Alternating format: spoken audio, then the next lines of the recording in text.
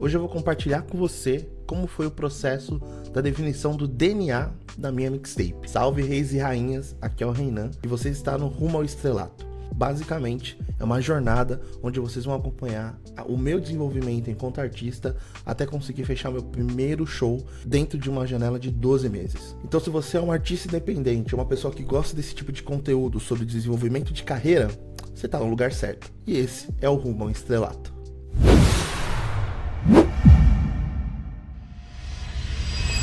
Já vou começar dizendo pra você que são 6 horas da manhã e é óbvio que eu vou estar com essa cara de sono, tá ligado?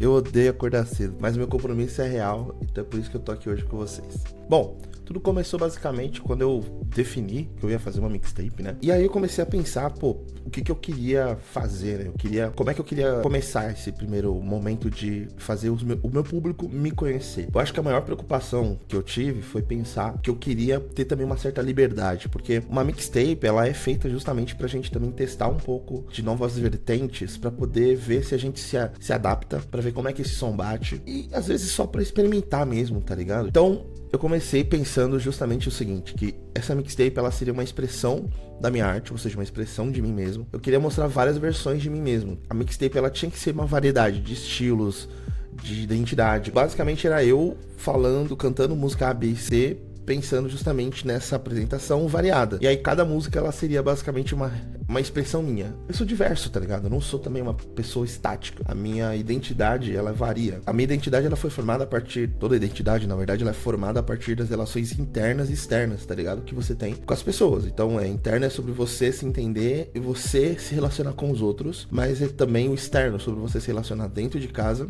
na faculdade, escola, igreja, tanto faz. Esse processo todo gera a tua identidade, mano. E eu queria fazer isso. Então eu fui e comecei a bolar o seguinte. Falei, cara, e se cada música fosse uma expressão minha de fato, assim, tá ligado? Algumas imagens onde cada música tivesse ali eu fazendo uma expressão. Então, tipo assim, ficou umas paradas bem escrachadas. Eu achei bem maneiro. Esses stickers aqui, eles são uma variação minha, tá ligado? Então, esse aqui a minha mãe adorou, tá ligado? A senhorinha adorou pra caramba, mano. E macho, e aí eu comecei a brincar um pouco com isso. Fui atrás de umas fontes pra poder bolar uma identidade visual. Pensei ali na parte da rachadura, porque eu falei, cara, eu me sinto assim, uma parede com rachaduras mesmo, né? Com vários formatos e tamanhos. Isso simbolizava também, por mais que eu fosse dividido, eu sou uma estrutura sólida também, tá ligado? Então, sei lá, eu comecei a tentar trazer significado pra essas coisas, tudo assim, pra fazer muito sentido. E às vezes eu me sinto essa pessoa muito centralizada ali, dentro desse tédio, tipo, que ao mesmo tempo que eu tenho muita vontade de fazer umas coisas, às vezes eu me sinto entediado naquela parada. E isso, mano, é um problema também. Às vezes eu tô muito empolgado, de repente minha bateria vai acabando, a bateria social e tal. Isso dificulta algumas coisas pra mim. É um exercício pra mim me manter muito ligado em muita coisa, atento em muita coisa. Vocês vão ver no futuro um pouco dessa relação com o TDAH, né? Eu me autodiagnostiquei, por enquanto. Mas eu vou passar, enfim, com todos os médicos especialistas. Mas, depois que isso veio à tona na sociedade, hoje eu olho e falo, cara, isso meio que faz parte de mim também, né? Eu sempre me senti essa pessoa que alguma coisa não me chamava atenção, zero interesse, tá ligado? Então, tipo, enfim. E aí, depois que eu cheguei nesse universo aqui, eu defini então chamar de expressões, né? Então, Reinan Expressões. Só que, eu senti que faltava um pouco de pesquisa também, sabe? Por que eu acho que faltou pesquisa? Porque eu queria sentir que isso sou eu, tá ligado? Essa é a minha identidade. É o que eu tô querendo falar, do jeito que eu quero falar, com as coisas que eu gosto de falar. E aí vem justamente a segunda etapa aqui, que eu falei, não, deixa eu dar uma pesquisada melhor sobre o que significa expressão. Mano, eu descobri muita coisa maneira. Eu vi uma pessoa um dia dando um conselho de que a maioria das pessoas que estão fazendo trap, elas precisariam ler mais. Eu concordo, tá ligado? Tipo, mano, realmente a gente precisa consumir mais literatura. Não porque a gente tem que ter um linguajar mais rebuscado, nem nada do tipo, mas realmente, assim, abrange um pouco o nosso vocabulário, nossa percepção, a forma como a gente coloca a poesia dentro da música, ou até mesmo, ainda que for um trap shit, tá ligado? Você fica um pouco mais aguçado, e não tem como. É porque você tá sendo exposto a esse tipo de conteúdo, nesse conteúdo literário que permite que você tenha... Mano, você abre as suas asas. Enfim, mano, isso é muito bom. Então, expressão é o ato de você exprimir, é você colocar alguma coisa pra fora, e aí, nesse caso, tá aqui falando sobre palavras, gestos, fisionomia, personificação, entre outros. E aí eu fui ver a origem dela, a raiz dela. Ela vem de uma palavra do verbo latim, que é exprimere, eu acho que é assim que se pronuncia. Então é você pressionar pra colocar algo pra fora. E eu falei, caraca, mano, isso é legal pra caramba, porque às vezes a gente usa a palavra expressão do senso comum. Tem palavra que você fala assim, mano, às vezes eu não sei muito bem o significado dela, a origem dela, mas eu sei que o contexto social, ela é aplicada desse jeito. E ela significa mais ou menos isso aqui. E maneiro, fé, tu vai usar a palavra. Agora, quando tu sabe o que ela significa, é diferente, mano. Parece que você sente com propriedade pra falar daquilo. E eu comecei a sentir isso, que eu falei, caraca, mano, eu tô virando expert no significado da palavra expressão. E isso me faz me sentir confortável em dizer que essa é a palavra que eu vou usar pro meu disco. Isso me lembrou direto, né? Eu sou historiador, então isso me fez uma conexão direta com a palavra que é expresso. E aí eu falei, cara, o que é o expresso? O expresso, ele vem muito dessa relação do café na minha cabeça, ou de um trem expresso, é sempre sobre velocidade, distância. Mas o café expresso também tem essa conotação de velocidade, porque é um café que é, pô, sei lá, ele muda na hora, ele é feito na hora, rapidinho ali, você toma ele e fé. Cara, o café expresso, ele também tem esse nome porque ele é feito sob pressão. É uma pressão rápida pra gerar uma parada agradável, mano. Então, a máquina tá exprimindo, né? Tá exprimindo esse café pra extrair a sua essência. E eu não tenho como esquecer que o café, mano, faz parte do Brasil. Faz parte da identidade da nossa sociedade. O Brasil, como economia, durante anos foi... O café foi o grande percursor, café e cana-de-açúcar e alguns outros, mas, cara, guiaram a economia do Brasil, mano. Não tem como eu desvincular isso e não tem como eu desvincular a força de trabalho, a mão de obra usada pra isso. Foi a mão de obra escravizada dos meus antepassados, mano. O café tá no meu sangue, definitivamente, tá ligado? Tá na minha história. Ele foi exprimido, assim como o povo dos meus ancestrais. Eles vieram pra cá desde a sua vinda já exprimidos. Tudo tem a ver com o expresso, com o café que é expresso. Evoluindo um pouco mais, eu falei, cara, já que esse café expresso ele é um produto que é consumido pelo outro, a minha expressão, a música que eu tô fazendo, é esse meu ato de colocar pra fora. O café foi usado pra interagir com o meu povo, fazer com que esse povo fosse massacrado e fosse exprimido. Também trouxe as lutas, a resistência, mostrando o valor da minha ancestralidade, daqueles que lutaram para que eu pudesse existir também. E a minha música é o fato de eu viver numa sociedade que também fez isso comigo, enquanto jovem negro, mais uma vez aprofundando esse conceito, buscando significados, porque eu queria me ver na parada, mano. Eu queria ver a capa do álbum e falar, mano, não tem como, viado, sou eu, tá ligado? E eu acho que eu consegui. Então eu fiz um mood board geral pensando, bom, eu vou trabalhar com café. O que eu posso fazer? Eu abri o Pinterest e comecei a pesquisar imagens de café. Então eu comecei pesquisando várias imagens de grãos. E aí eu olhava pra imagem e falava, pô, podia ser o meu rosto em formato de café esfarelando.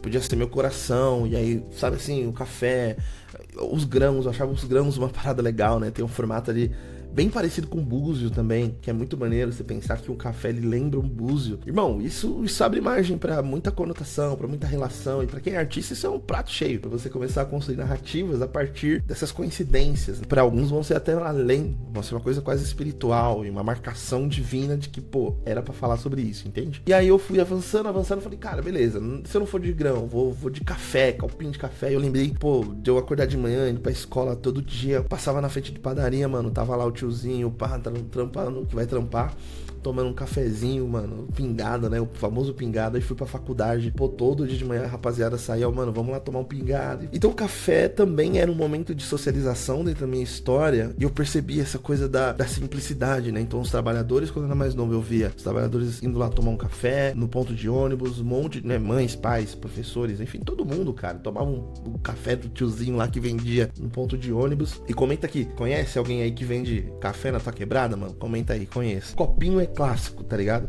Eu falei, pô, podia ser o copinho, e aí uma parada escrita, isso aí ia trazer várias pessoas iam se identificar.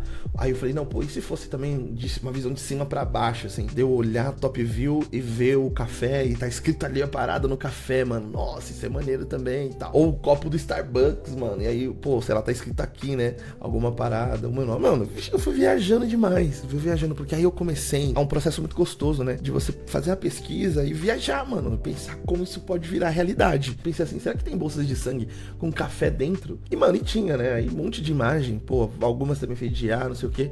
Aí eu comecei a falei, caraca, mano, eu acho que é isso.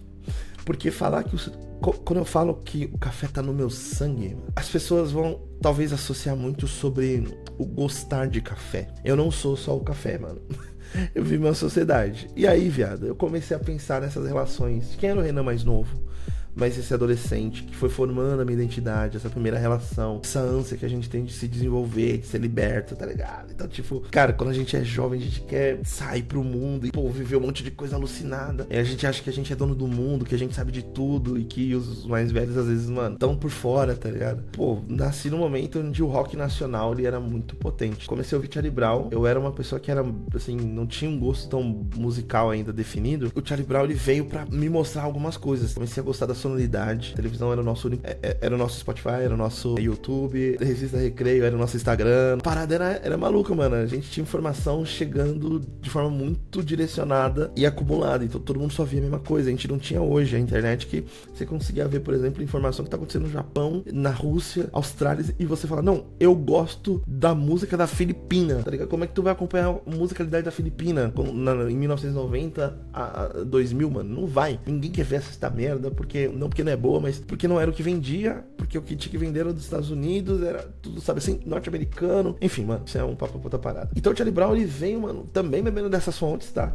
Nasceu uma outra parada também nesse meio tempo aí, mano, que é o nu metal, que veio junto com o Limp Bizkit, né, mano, que era também uma banda muito inspirada, assim, que vem dessa coisa do hip hop, do grafite, do skate. Além disso, não tem como, mano, eu conheci o Racionais MCs antes, na favela, mano. Antes de conhecer Racionais, eu conheci Charlie Brown, mano. Conheci RZO por causa do Charlie Brown. Eu ouvi o Racionais, mas eu não sabia o que era Racionais. Eu lembro que o primeiro disco do Racionais que eu ouvi foi, assim, isso aqui é uma montagem que eu fiz só pra exemplificar, mas o CD era isso aqui, mano. Eu tava na minha quebrada, e aí, abre aspas aqui pra sair daquela minha história. Tava eu sentado, mano, um brother, mano, trocando ideia com uns amigos também, tava com uma parada na mão. Eu perguntei, pô, mano, o que é isso aí? Ele falou, mano, isso aqui é um CD, velho. Ele falou, é um CD do rap de Racionais. Aí eu, do Racionais, mano, já ouvi falar, eu acho. Moleque, ouve isso aqui, tu vai gostar. Aí eu, beleza, né? Pô, peguei esse CD escondido, porque eu era, minha família inteira cristã e tal, né? Então, qualquer coisa do rap naquela época ainda tinha ainda mais uma conotação marginalizada, enfim. Cheguei, mano, coloquei no som. Quando eu apertei o play, moleque. Caraca, mano, que bagulho absurdo, viado. Isso é muito bom, mano. A história, a letra, o sentimento, Caraca, mano, parecia que o cara tava falando da minha quebrada, velho. Parecia que ele tava falando de mim, velho. Eu me vi naquela parada, mano. Considero ele como um dos clássicos do rap nacional. Não podia faltar na minha lista. Junto desse momento, como a minha família já era de músicos e tal, Djavan virou também uma pessoa, assim, importantíssima na minha trajetória. Tinha uma sonoridade única, né? Ele era essa pessoa. A estranheza dele de transformar isso, mostrar que isso é arte, mostrar que isso é autenticidade. Djavan fazia trap há muito tempo, velho. Você acha que você é inovador porque você faz uns sons, uns grunhidos na porra do mic? Vai ouvir Djavan, filha da puta.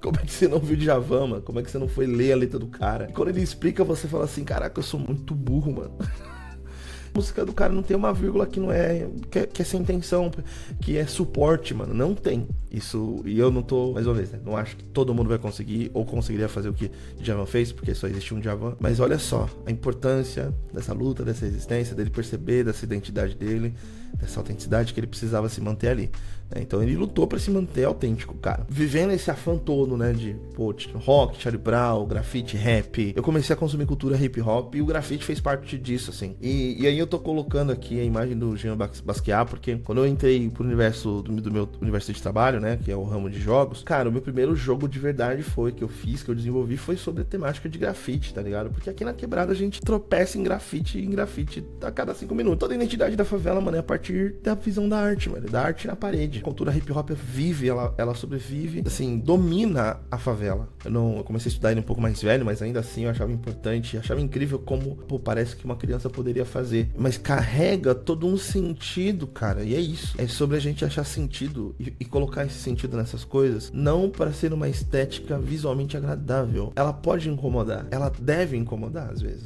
Deixa eu beber uma água, peraí. Depois disso tudo, eu fui virando esse adolescente que entrou pra faculdade, aprendeu mais sobre a sua cultura, sobre a identidade negra, e eu conheci os símbolos adinkras, né? Que são símbolos africanos que geralmente contêm um conteúdo filosófico que justamente vai formar ali também sentido pra imagens, né? Pra guiar uma sociedade, pra inspirar uma sociedade, né? Esse aqui eu acho que é o mais conhecido, que é o Sankofa, que é um pássaro olhando pra trás, né? E aí tem várias versões dele, esses aqui são só algumas delas, e ela significa basicamente você olhar olhar pro passado, quem é um pássaro olhando para trás, aprendendo com o passado, para não cometer os mesmos erros ou poder evoluir no futuro. É olhar como a sociedade foi cruel no passado e tentar mudar ela pro presente, né? Pro presente e pro futuro. E por fim, Pantera Negra foi um filme que mudou bastante com a minha identidade também, mexeu bastante comigo. Quando a gente vai falar do Pantera, a gente vê sempre ali aquele espaço de conexão com os ancestrais num lugar do roxo, né? Eu acho que até a própria flor, o líquido que sai da flor, que vira o Pantera Negra, ela é uma cor roxa, né? E dentro da religiosidade, dessa questão mais espiritualizada, Nanã é roxo e Nanã representa também essa grande matriarca, essa ancestral, aquela do conhecimento. E eu acho que é isso, assim, eu sempre vejo Nanã como essa pessoa responsável, se a gente for pensar de forma espiritualizada, responsável por gerar esse conhecimento ancestral, por trazer essa maternidade. Eu trouxe o roxo justamente porque essa conexão no futuro, no fim, resume também uma parte importante, que é essa ligação com o passado. Eu não posso deixar. Eu sempre estive vinculado à minha ancestralidade. Desde o Charlie Brown, o Limp Bizkit, entre outros, eu sempre estava falando de arte, falando sobre a minha ancestralidade. Nanã estava ativa ali, ele estava presente nesse conceito de trazer essa conexão e me fazer, ainda que um menino cristão, não racializada, bem profundo pra mim essa parada, assim. Isso é um quebra-cabeça torto, mas sou eu, tá ligado? Então, uma bolsa de café com sangue, meu DNA, aí tem alguma forma de eu colocar esses elementos todos lá dentro dessa bolsa. Eu fico me perguntando, o que determina as coisas a serem consideradas artes quando você vê, bate o olho? Geralmente um quadro com uma moldura, né? Um quadro com uma moldura, ele é uma obra de arte, mano. As pessoas olham pra isso e vão dizer, é um quadro, tem toda uma moldura sofisticada, logo, é uma bela arte. Isso que eu tô fazendo, ainda que às vezes falando de bunda, ainda falando de outra coisa, é arte, mano. E eu falei, pô, mas aí eu vou colocar uma arte meio, uma moldura, comecei a procurar molduras, aí fiquei, pô, mas uma moldura dourada, sei lá, meio Roma, né? Não sei se era uma parada que eu deveria, porque é como se eu senti que eu tava, tipo, pegando aquela parada do colonizador e colocando da minha arte, velho, usando a ferramenta do colonizador, tá ligado? Então eu mudei a estratégia, deixa eu pesquisar umas africanas.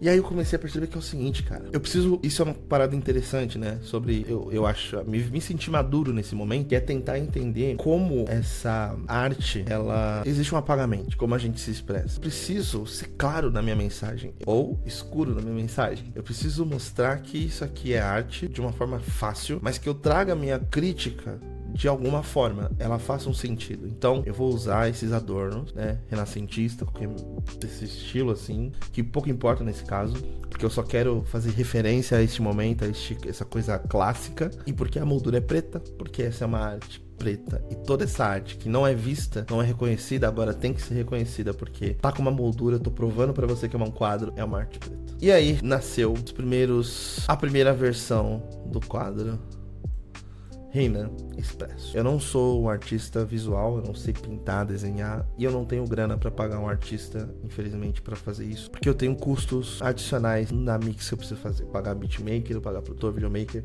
No dia que eu tiver a grana pra pagar os artistas, eu pago.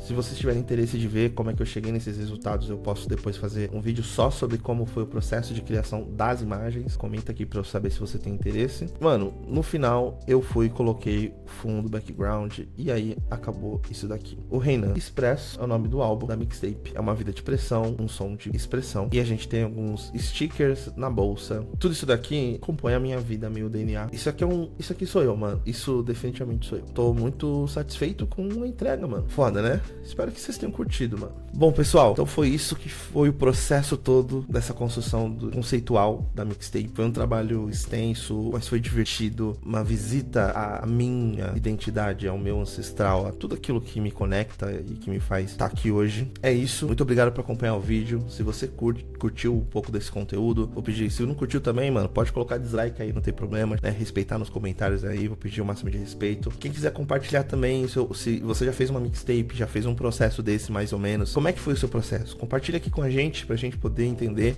novas formas de pensar essa geração de conceito. Então é isso. Segue aqui o canal, entra lá no Instagram. Eu vou tentar acelerar o processo de alguns vídeos aqui. Eu tô gravando vídeo dentro de janelas meio complexas. Então esse foi o Rumo ao Estrelato.